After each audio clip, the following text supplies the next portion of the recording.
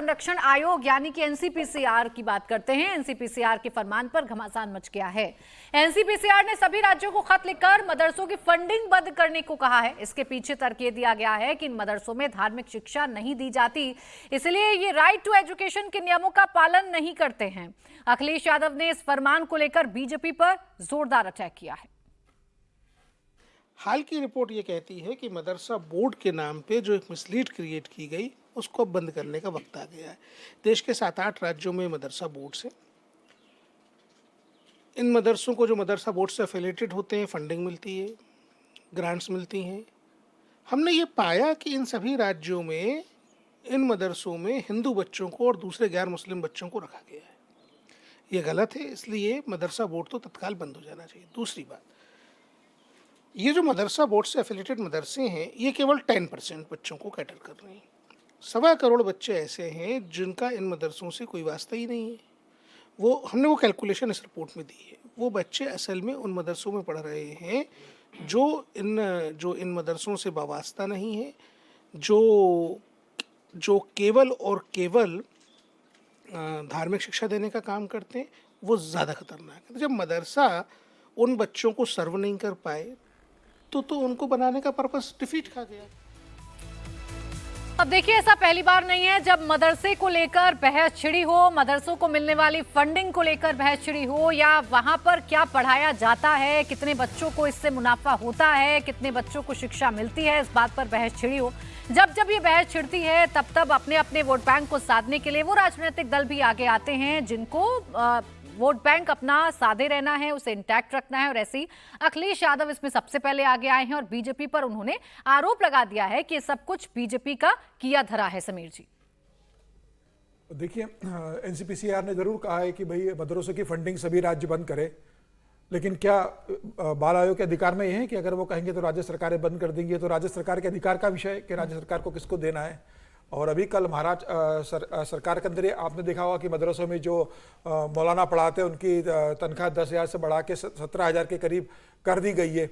हालांकि ठीक है कि ये जो प्रस्ताव बाल आयोग की तरफ से आया ये निश्चित रूप से योगी आदित्यनाथ को पसंद आएगा या हेमंत बिश्व शर्मा को पसंद आएगा, लेकिन कई राज्य ऐसे कि जो तो मदरसों में जो बच्चे पढ़ रहे, मुस्लिम बच्चे पढ़ रहे, उनके लिए तो सुविधाएं उपलब्ध कराए जा रहे हैं। ये बात सही है कि वहाँ जिस तरीके से बच्चों को पढ़ाया जाता है, जिस तरीके से धार्मिक शिक्षा दी जाती है, जिस तरीके से कई जगह उन्हें कट्टरपंथी बनाया जाता है और जिस जगह उन्हें साइंस और टेक्नोलॉजी की जगह एक विशेष तबके के खिलाफ तैयार किया जाता है, मुझे लग रहा है चिंता का विषय।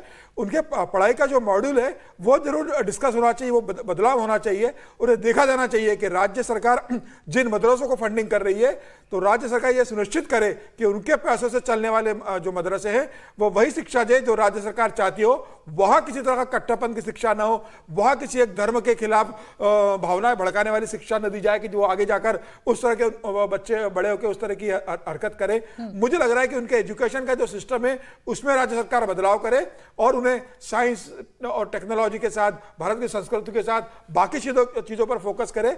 आप सिर्फ बंद कर यह सुनिश्चित नहीं कर सकते कि वहां बच्चे इस तरह की हरकत नहीं करेंगे। तो वहां पढ़े, लेकिन जो पढ़ाया जा रहा है वो क्या पढ़ाया जा रहा है उसके ऊपर ध्यान रखा जाए। जो राज्य सरकार के सरकारी स्कूल में पढ़ाया जाता है वही शिक्षा मुझे लगता है मदरसों में बच्चों को दी जानी चाहिए। तो क्या ये सिर्फ चर्चा करने के लिए चर्चा की गई है अवधेश जी?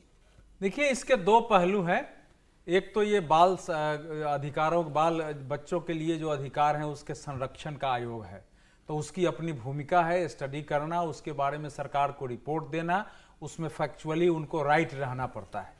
तो इसलिए उन्होंने अपनी ओर से एक रिपोर्ट दिया है और उस रिपोर्ट में इतनी बात तो आ गई है ना कि उसमें उस ढंग की शिक्षा भी नहीं है। दूसरे धर्म के बच्चे जाते हैं उनको भी उनके धर्म के अनुरूप शिक्षा नहीं दी जाती है, उसमें उनके गार्जियन की सहमति नहीं होती है। तो ये एक उसका एक महत्वपूर्ण पहलू सामने आया है और वो महत्वपूर्ण पहलू इसमें विचारणीय है।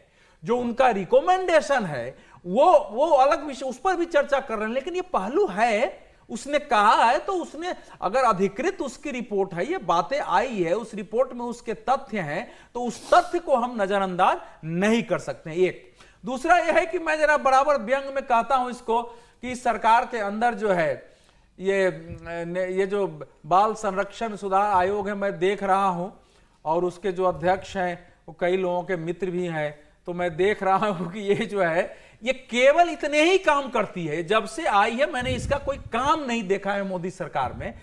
कोई न कोई एक रिपोर्ट ऐसी ले आना, उसकी चर्चा करवा देना, फिर उस रिपोर्ट का फॉलोअप क्या होता है कोई नहीं जानता। अब इसका दूसरा पहलू यह है सर, बस मेरे पास समय खत्म कोई हो बात रहा है। नहीं, केंद्र सरकार के राज्य सरकार के एक सिलेबस होते हैं मदरसों के लिए भी है, ठीक है। और वो सिलेबस उसके लिए लागू करना अनिवार्य होता है। बंद करने की बजाय मेरा रिकमेंडेशन पहले दिन से रहा है कि नेशनल लेवल पर एक राष्ट्रीय मदरसा शिक्षा बोर्ड होना चाहिए जो नेशनल लेवल पर क्यूरिकुलम तय करे, जैसे एनसीईआरटी की है, और स्टेट गवर्नमेंट उसको लागू करे। मदरसों में क्या पढ़ाया जाता है, क्या नहीं पढ़ाया जाता है, इसको लेकर कई बार बहस हो भी चुकी है, परिवर्तन करने की कोशिश भी की गई है, लेकिन इसका विरोध भी होता है। और इसे एक पक्ष ऐसे देखता है कि बीजेपी जानबूझकर ऐसे मुद्दों को लेकर आती है या बीजेपी जानबूझकर मदरसों को टारगेट करती है।